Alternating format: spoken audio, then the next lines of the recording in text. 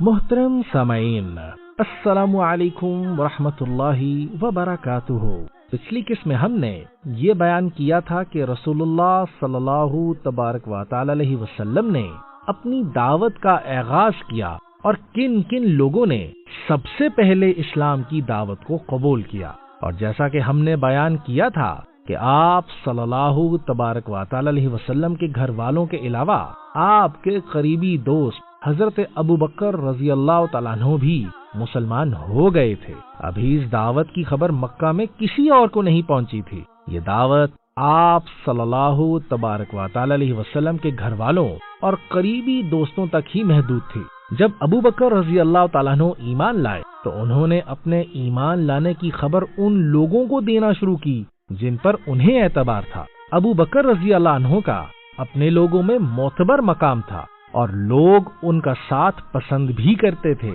اور اپنے معاملات میں ان سے مشورہ بھی لیا کرتے تھے اور ان کی طرف لوگوں کا آنا جانا بھی رہتا تھا۔ ابو بکر رضی اللہ تعالیٰ عنہ کی دعوت کے نتیجے میں عثمان بن عفان، زبیر بن عوام، عبد الرحمن بن عوف، سعد بن ابی وقاص، طلحہ بن عبید اللہ رضی اللہ تعالیٰ عنہ بھی اسلام لانے پر راضی ہو گئے، اور پھر ابو بکر رضی اللہ تعالیٰ عنہ انہیں رسول اللہ صلی اللہ تبارک و تعالی علیہ وسلم کے پاس لائے۔ ان سب نے اسلام کو قبول کر لیا۔ پھر ابو عبیدہ ابن جراح رضی اللہ تعالی عنہ نے اسلام کو قبول کیا، اور اس کے بعد عبداللہ ابن عبد الاسد رضی اللہ تعالی عنہ،